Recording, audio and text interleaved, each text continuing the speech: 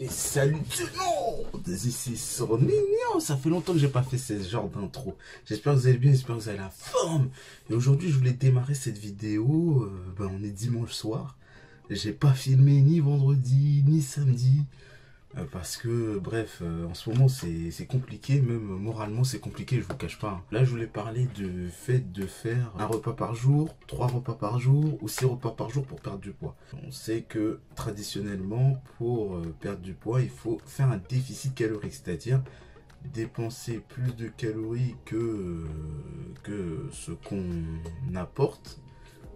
Donc c'est tout simple, voilà, tout simplement. C'est avéré que en mangeant un repas par jour, les gens ont perdu du poids. Pourquoi? Parce que tu manges qu'un seul repas, après tu manges pas le reste de la journée, donc du coup ton corps, enfin en théorie, ton corps il comprend que si tu manges rien, du coup il va éliminer toutes les graisses automatiquement. Sauf que vous verrez, c'est pas comme ça que ça se passe généralement. Tu as 3 repas par jour. Donc moi, le fait de manger 3 fois par jour, c'est le repas quotidien, enfin classique. Matin, midi, soir. Ok, donc ça, il n'y a pas de problème. Il y a le fait de manger 6 repas par jour, donc matin plus 10 heures, midi plus 4 heures et le soir plus te coucher. Donc là, tu vas faire beaucoup plus travailler ton métabolisme et ça te permet aussi d'éviter d'avoir faim constamment. Quand tu fais un repas par jour, le problème c'est que tu es obligé de faire des gros repas. Ok, donc des repas à 1000, 1600, 1700 calories parce que tu vas pas faire des repas à 800 kilocalories par jour. Donc, moins que tu fasses des repas à 800 calories par jour, sauf que manger 800 calories par jour, ça va juste niquer ton métabolisme. Et qui dit un métabolisme niqué, dit perte de muscle et du coup moins de capacité à brûler du gras. Et à terme, si tu bousilles ton métabolisme des années plus tard, tu auras de plus en plus de mal à perdre du gras. Donc c'est un cercle vicieux. Deuxièmement, le fait de manger des gros repas, ça va faire augmenter ta charge glycémique. Et ça va impacter ton insuline. Donc l'insuline, c'est la vitesse à laquelle le sucre circule dans le sang. Mais il n'y a pas qu'en mangeant ce qu'on appelle des glucides, donc des sucres simples ou même des sucres dits complexes, c'est-à-dire les féculents, que tu vas faire monter ton insuline. Tu peux faire monter ton insuline si ta charge glycémique est élevée. Et en mangeant des gros repas, tu vas faire augmenter ta charge glycémique de 1. De 2, tu vas faire justement monter l'insuline.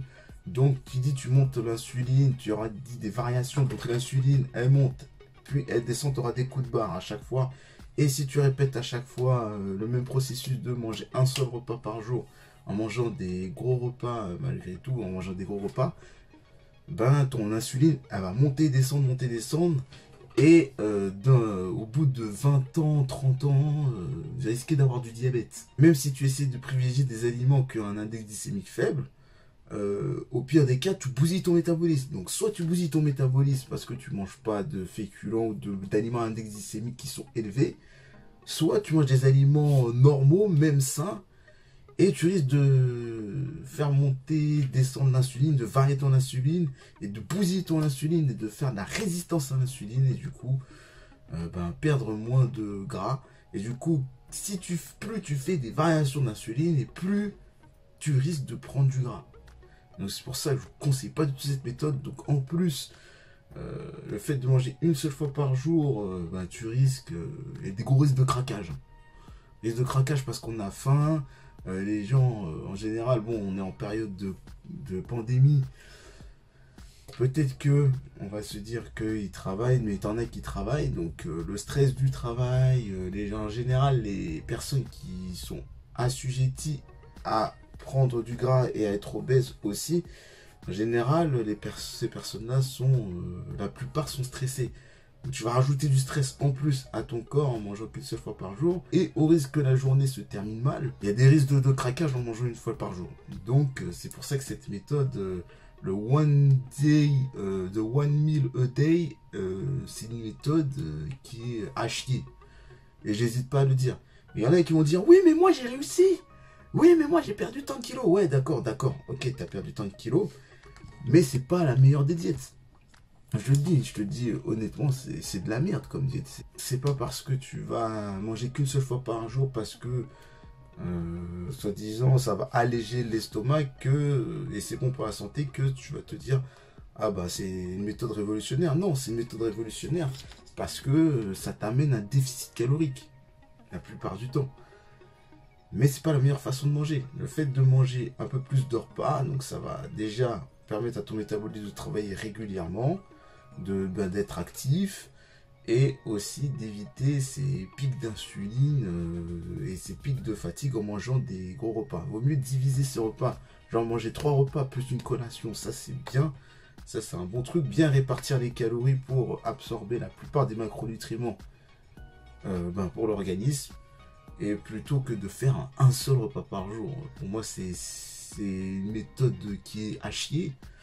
Même si elle a marché sur certains, les répercussions après, même si ça dure qu'un temps, soit vous avez de la chance et vous avez réussi à stabiliser votre poids, ok, tant mieux pour vous, mais ça ne marche pas pour la plupart des gens.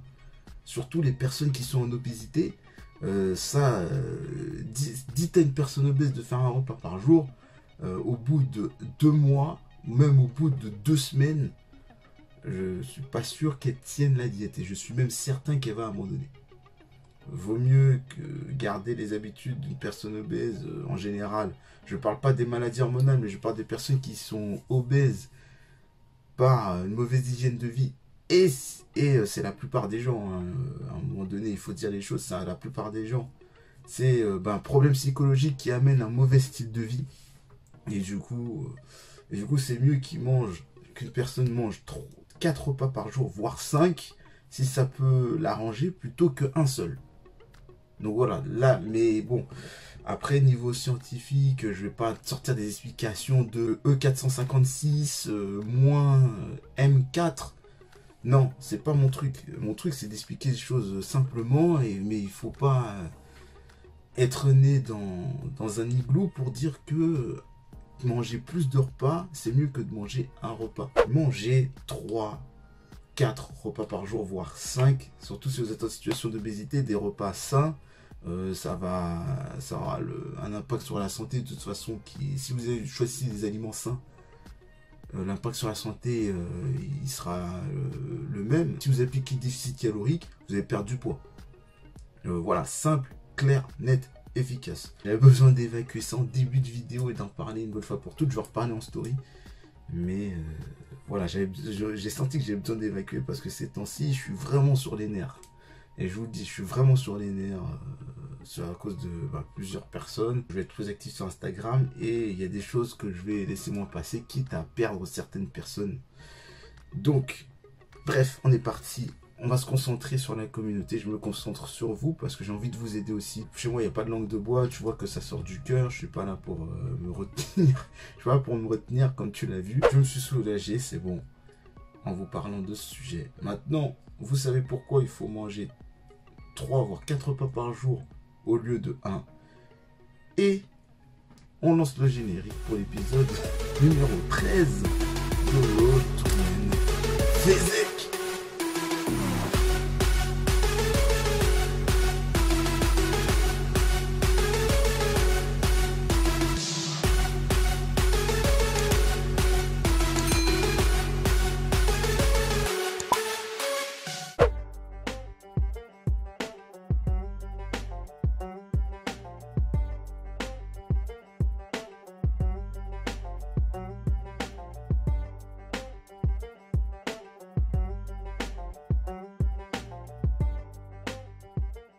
Bon, je vais conclure cette vidéo rapidement, juste pour vous dire que là je suis en train de travailler sur ce que je vais publier sur Instagram. Donc il y en a beaucoup d'entre vous qui m'ont demandé des exemples de recettes et je vais les faire en publication et je sais comment je vais m'organiser pour ça.